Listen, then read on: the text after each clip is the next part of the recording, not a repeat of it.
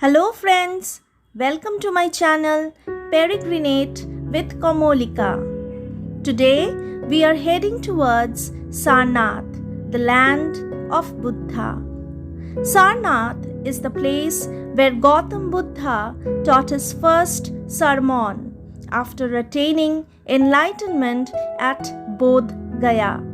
It is also where the Buddhist Sangha first came to existence as a result of enlightenment of his first 5 disciples.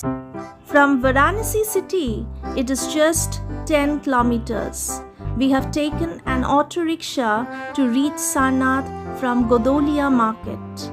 After much bargaining, it has taken INR 800 for the trip, including the return journey. Our first place of attraction is the Mahabodhi Society Temple at Singhpuri, Sarnath. It was built in the Gupta period, entirely out of bricks. When a Buddhist monk, Dharmapal from Sri Lanka, saw the dilapidated condition of Sarnath, he started to collect funds from Buddhist countries and revive the temple. Finally, the temple was built next to the archaeological site, which was a replica of the original shrine in the site. Dharmapala collected some ashes of Buddha preserved in Myanmar and stored it at the temple. The Mahabodhi tree at this temple is revered as a relic of Buddha himself. Here Lord Buddha is seen to deliver his sermon to his first 5 disciples, Kaundinya, Assaji, Bhaddiya, Vappa and Mahanama. Adjacent to it is the Mulagandha Kuti Vihara. The Vihara is enshrined with the sacred relics of Sakyamuni Buddha. Entry is free here too. It was built by Angarika Dharmapala, the founder of Mahabodhi Society. Before entering the interior of the temple, you have to take off your shoes. The best time to visit Sarnath is in the months of October to March, when the weather is pleasant and not so hot. If you wish, you can take a guide who will give you interesting facts about Sarnath.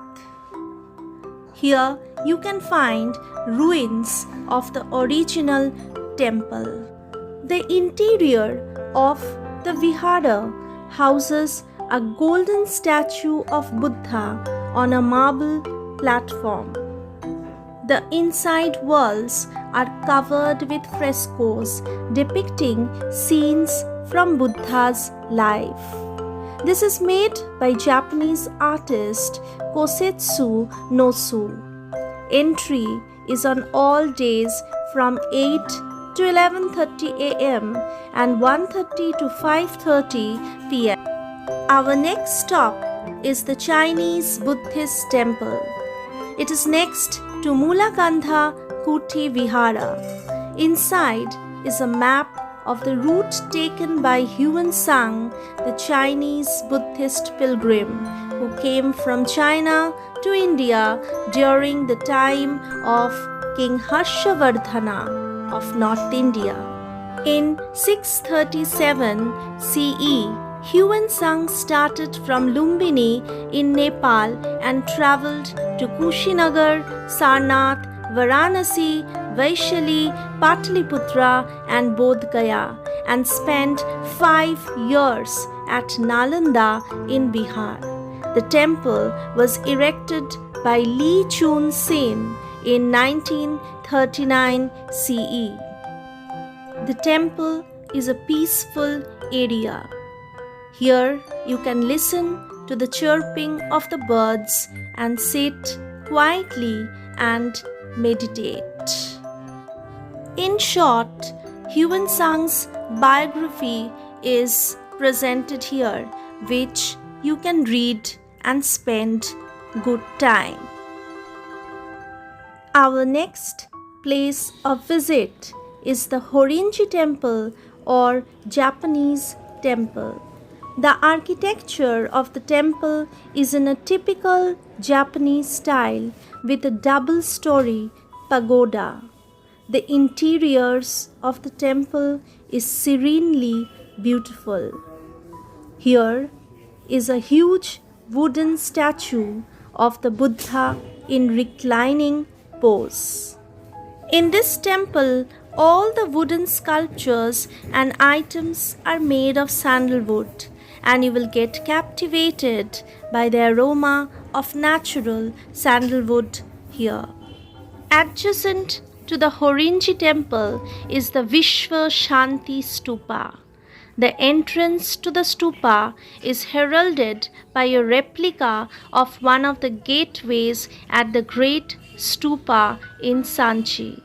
Here Buddha is seen in different positions and mudras. From here you can have a look of the double-story Japanese pagoda.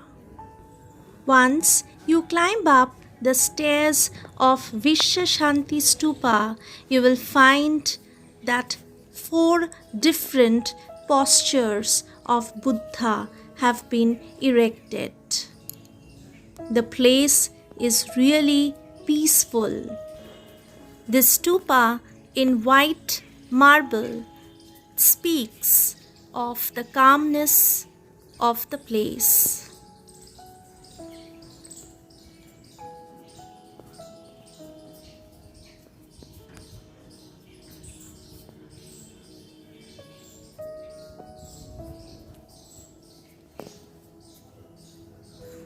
After spending quite a bit amount of time in this peaceful atmosphere, we are now thinking of moving towards Sri Digambara Jain Temple.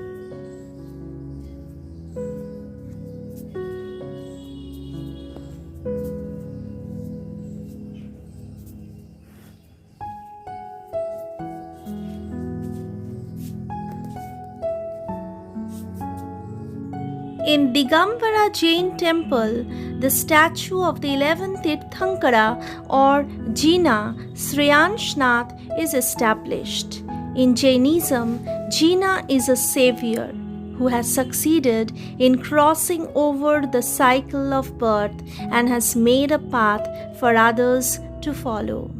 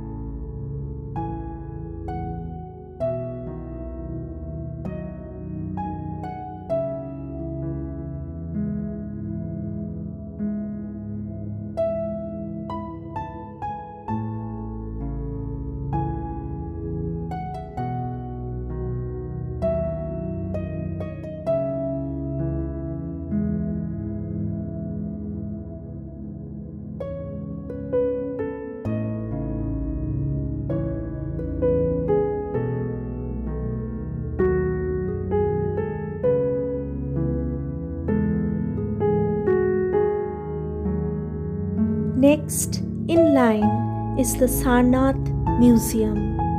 It is open on all days except Friday from 9 in the morning to 5 in the evening. Due to the initiative of Sir John Marshall, Director General of Archaeology in India, the museum was created. The original lion capital, adopted as the official emblem of India in 1950, is to be seen in Archaeological Museum of Sarnath. Close to this is the Dhamek Stupa. It is open on all days. The stupa was erected in brick by Emperor Ashoka.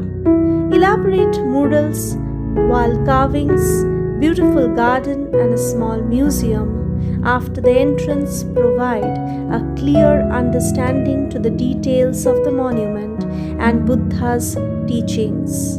A light and sound show can be enjoyed at Dhamek Stupa regularly at 6 p.m. The lush green garden leading to the stupa will obviously enchant your heart.